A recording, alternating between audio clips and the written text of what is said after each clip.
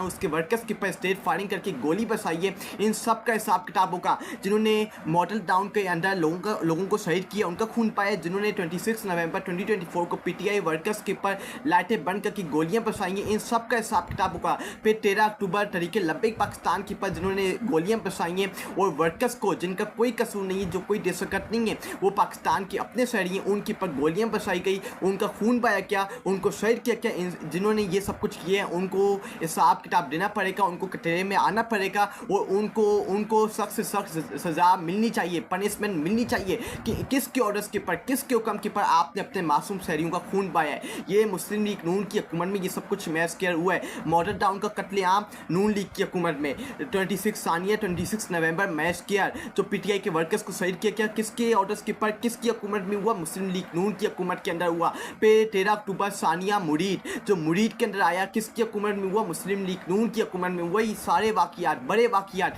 जिसके अंदर आवाम का खून बह के, ये सारे वाक़ियात मुस्लिम लीग नून की हुकूमत में हुआ है। इन सब को इसका हिसाब किताब देना पड़ेगा और आराम में हिसाब किताब इनसे लिया जाएगा और इनको मुँह छुपाने की कहीं जगह नहीं मिलेगी। मैं एक मरतबा फिर आपको सार रिजवी की ये स्पीच दिखाता हूँ जिसके अंदर वो मिनट तले कर रहा है कि नबी करीम सल्लल्लाहु अलैहि वसल्लम का वास्ता है, अल्लाह का वास्ता है, तुम जिन माओ का तुमने दूध पिया उसका वास्ता है कि गोलियां ना चलाओ, उनको जाके मना कर दो कि हम अपने लोगों के ऊपर गोलियां नहीं चलाएंगे। लेकिन इन्होंने गोलियां चलाई और 13 अक्टूबर को मैसेकेयर किया और आवाम का कत्लेआम खुलेआम किया। ये सारी रिजवी की वीडियो देखे फिर हम इसके ऊपर बात करते हैं। आइए।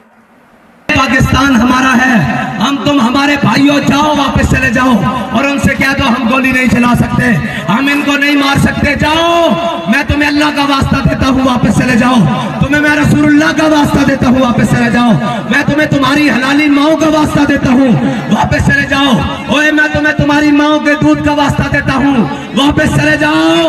ओए वापस चले जाओ, मैं तुम्हें तुम्हारी माओ का दूध का वास्ता देता हूँ, वो उन बत्ती धारों का वास्ता देता हूँ, वापस चले जाओ, गोली बंद कर दो, वापस चले जाओ, अल्लाह तुम्हें बड़ी इज्जतें देगा,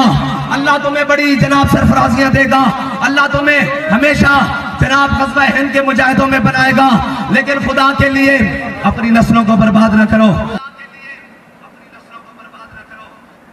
ये मुतालबा किया था सार रिजवी ने खड़े होके कि नबी का वास्ता है, अल्लाह का वास्ता दिया था, माओ का जो दूध पिया है, जिन माओ का दूध पिया उनका वास्ता दिया था कि चले जाओ, गोली नहीं चलाना। लेकिन गोली चलाई गई और ये जो मोहसिन नकवी अट्टा तारा जो बंदर है और साथ में तलाश छोटी खड़े होकर कह रहा है कि हमने मुस्कुराहट की ऑफ़र दी थी, हम मुस्कुराहट की टेबल के ऊपर बैठे थे, अगर आपके मुस्कुराहट अगर कामयाब नहीं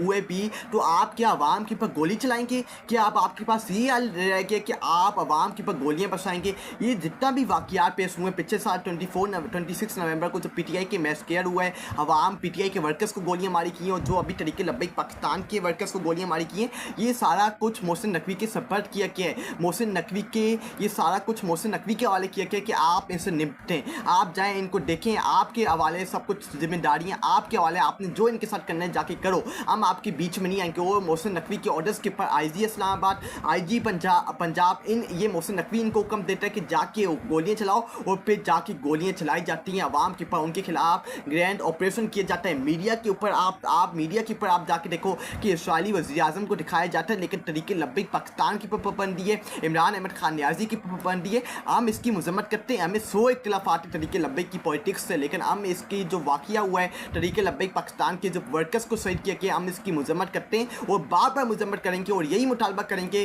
कि इसकी शफाफ तहकीकात होनी चाहिए कि किसके ऑर्डर्स के ऊपर, किसके कहने के ऊपर ये गोलियां चलाई गई हैं, आवाम के ऊपर, आवाम को शहीद किया गया। उसके बाद अगर हम देखें